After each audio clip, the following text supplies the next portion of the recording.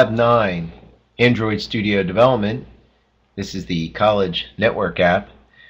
In this video lecture, we're going to look at the Java code behind and the database.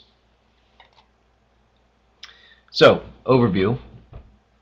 What we want to try to do is put some data behind the top level nav for networks, friends, activities, and profile. So what we'll do is we'll use the main activity.java file, and we'll be working in the code behind there. We'll do some class imports as always to import what we need for those classes. We'll do some class level variables. We'll look at the code behind needed for the OnCreate method. We'll create inside the OnCreate method. We'll create the database tables, insert some records. We'll select a record. And then what we'll do is we'll put some code behind on the on-click of the networks, on-click of the friends, on-click of the activities. And we'll see about the profile. We might hold off on that to a later point where we have a form-based entry and might use that for a homework assignment. And then we'll run the project, just make sure it all works. And this is what kind of should look like when we run the College Network app, because we created the UI already. Alright, so the first thing we want to do is we're going to open up that main activity.java file. We're going to think about those import classes that we need. So we're going to definitely import the Android.database and the Android database, the SQLite, and then we'll use an asterisk to grab the classes included with that, and we'll do the cursor. So they're the important ones that we want to get right there. So I'm going to bounce over and let's go over to the main activity. And most of this I have in there already. So when we look at it, the two that we need to add are right here. We're going to import the Android database cursor and the SQLite, and make sure you do the dot asterisk to pull all of those classes in that particular namespace. Good. So once you have that completed, what we need to do then is think about the class level variables needed for the project. So we'll set up variables for the database name, the table names, the column names, and then what we'll do is we'll initialize the SQLite database. We'll just call it like a DB or something, to be an empty object reference variable, and we'll just kind of make it null, which you can kind of see down here. Okay, so these are all of the, and I put nice little comments on top of them. So there's the database name, and notice these are all basically just constants, right? So I made them private static final, so that once they're set in these variable names, they can't be changed. And usually with constants, what you do is you make them all uppercase. So here we can see this one's a string. These are all strings. For the database name, I have 4 tables: networks, friends, activities, profile. The network column names, for the table column names, I got network key ID, which I just called NID, and then we got FID, and then we got a field called FName. Right, so I just laid out all these, and I used key IDs for everything, and then a profile ID, and so that's you can kind of just cut and paste and repeat that, which makes it pretty easy. Okay, so let's look at where we're at, and as we can see, inside of my class main activity, I created the private static final. It's a string type, and I set it to be College Connect. I thought that was a good name for the database. Then the table names just kind of matched each one.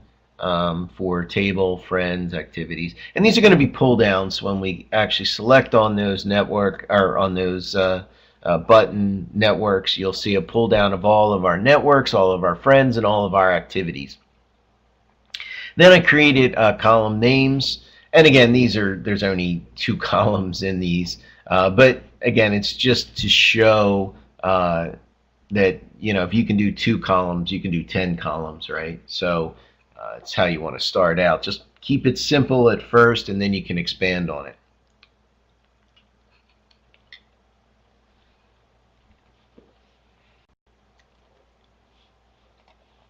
Okay. So in the main activity jar file, modify the OnCreate method. We want to find a few things here. We're going to find the networks, the friends, and the activities, the buttons that exist on there. So we're going to find those, and then we'll have those that we can work with.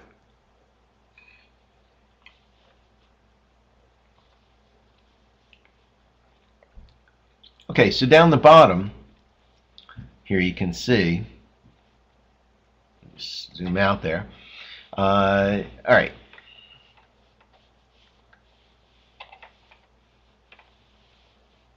There we go. So the first thing we want to find is the view networks. Now notice I have it set up as a grid view so that we can have it as a pull down.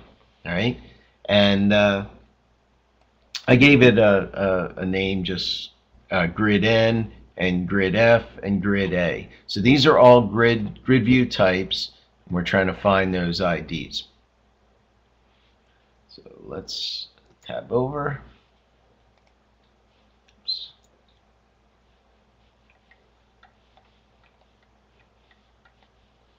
There we go.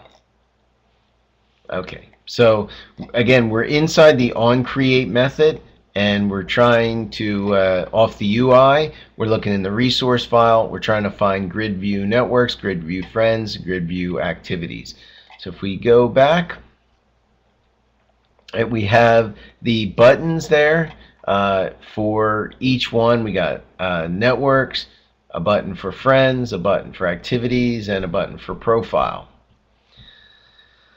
All right, good. And then notice we're using some of the frame layouts for some of the different frames, for the calendar view. But then I also have a frame layout for the networks, for the friends, right? There's my grid for the friends. And then we have a grid for the frame activities. So what we're going to do is we're going to replace, when this starts up, the calendar with whatever we've selected to show our list of networks, friends, or activities. Okay, good.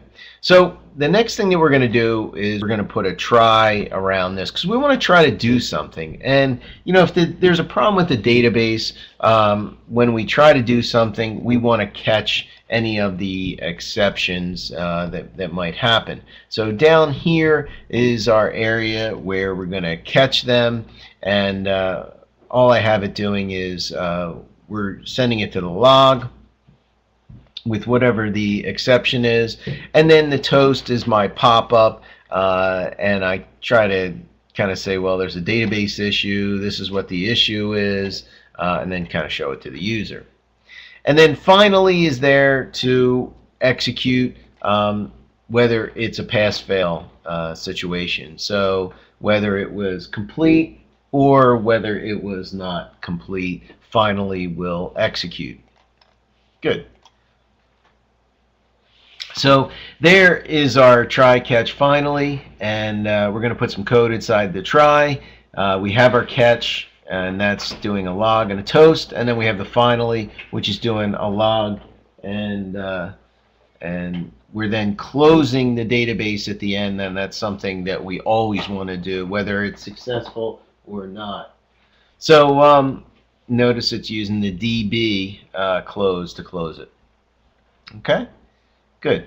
So now inside the try block, we want to open or create the database. So remember, it gets a database name from that class level constant that we created. We'll remove the existing tables and we'll start fresh. And you'll see that I'm dropping the tables here, and that's not something you normally would do. The only reason I'm doing this is just so we don't have any problems and we're starting fresh. So in a production, you probably wouldn't do this. You wouldn't want to drop the table if it already exists. I'm just trying to start fresh so that you guys can see that. All right, so here we're going to open or create the database. And remember, we're using the constants to do that. And once we have our object DB, then we can start to execute SQL. And I'm going to show you there's a few different ways to actually execute this. You can execute kind of a dynamic statement here where it's concatenating the string drop table if exists, and this is the concatenation operator with the table networks, table friends, right? So it's trying to drop all these. All right, so let's look over there, and there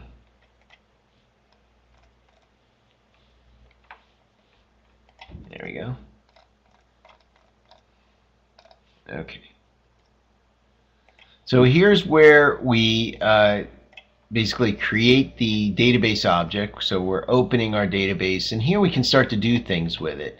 I can drop the tables to start fresh. Then we can start to create the tables. And again, I'm using that same method, execute SQL, right? Here's our object DB, and I execute. And I'm using the concatenation. I'm concatenating a string literal, create table if not exists, table networks, which is my constant from up top. And then I start to tell it, okay, well, how do you want to create it?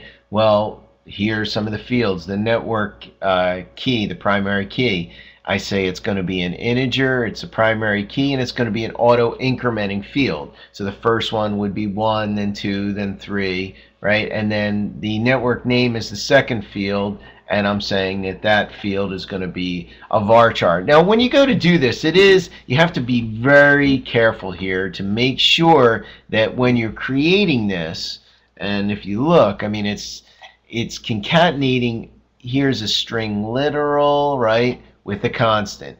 Then a string literal with a constant, you know, with this constant here. String literal with a constant.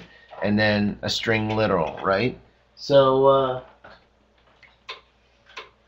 okay, so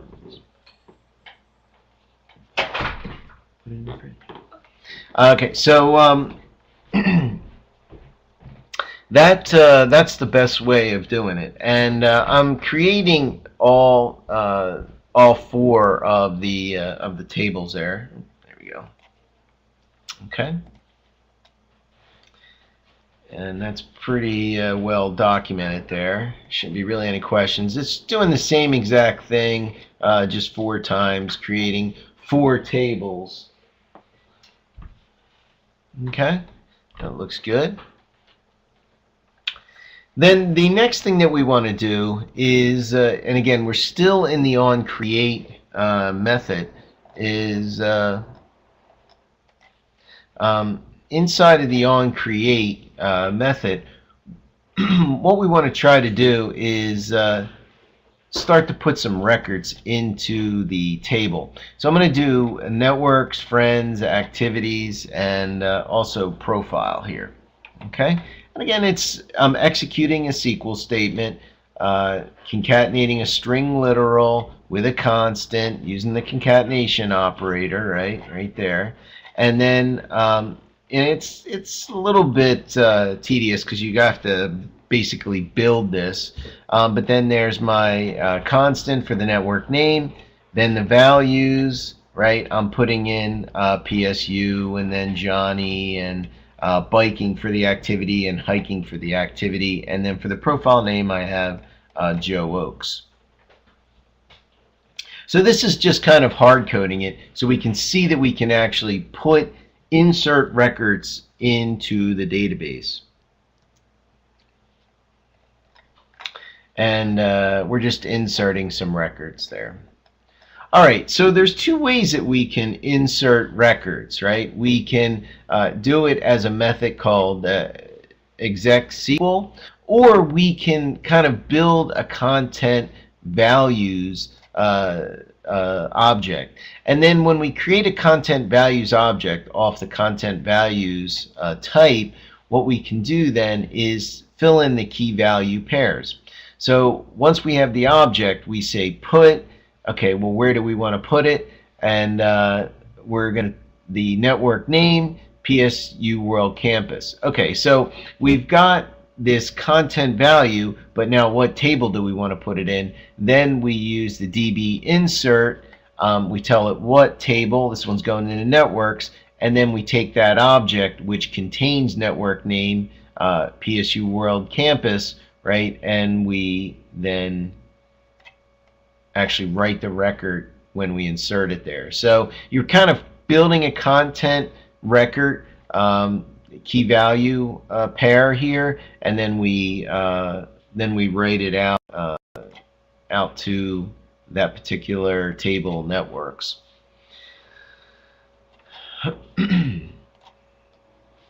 So that's just another way of inserting records into the database. We create these key values using that content values, and that's a nice way of doing it too.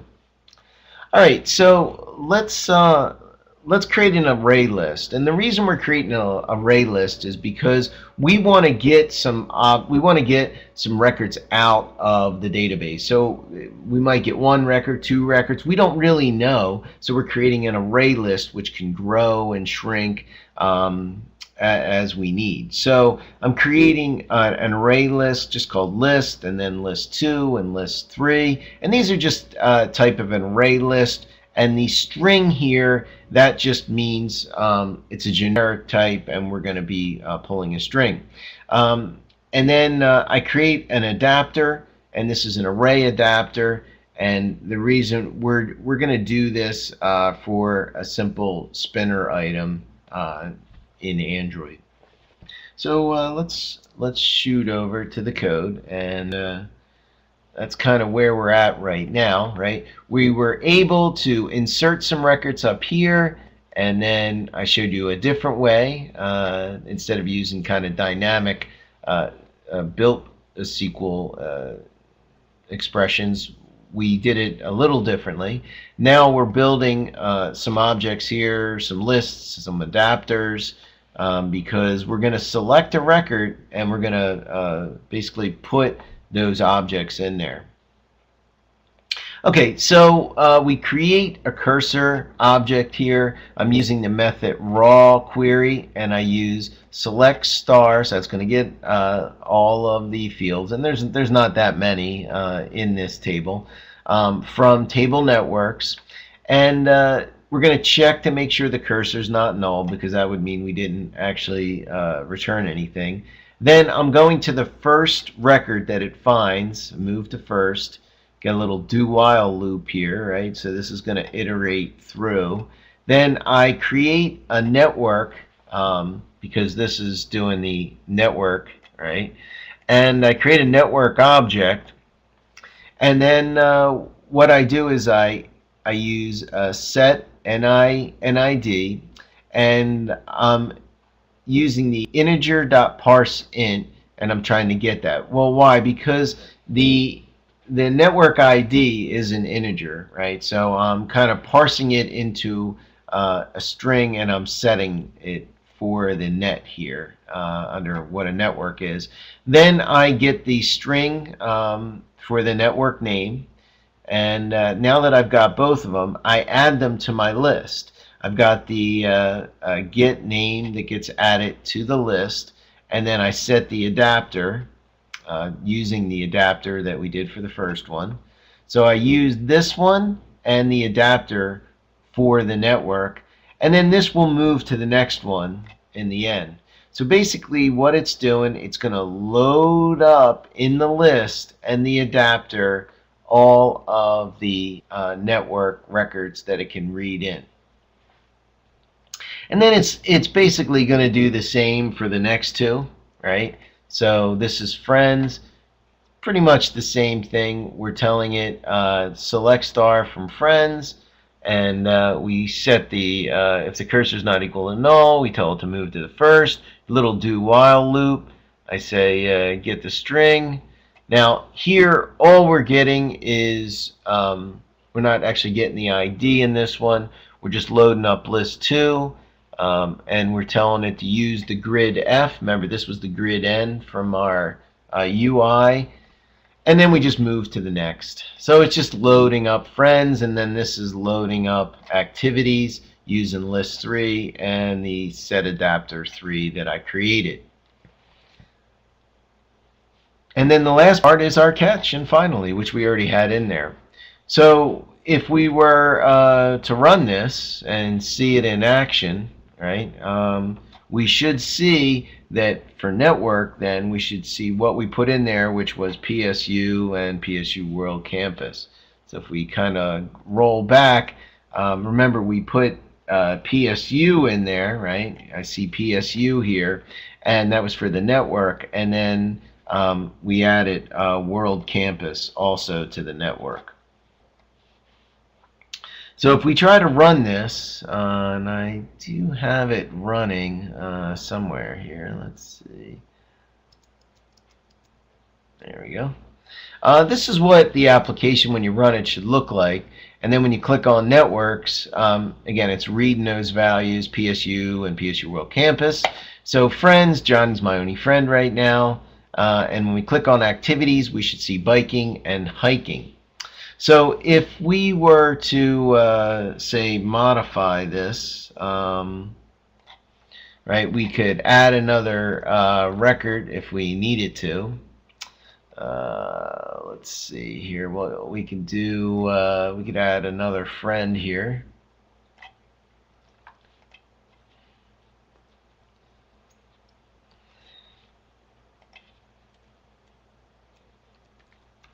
Right, so I'm just kind of adding Jimmy. We'll save that, and then we'll run it.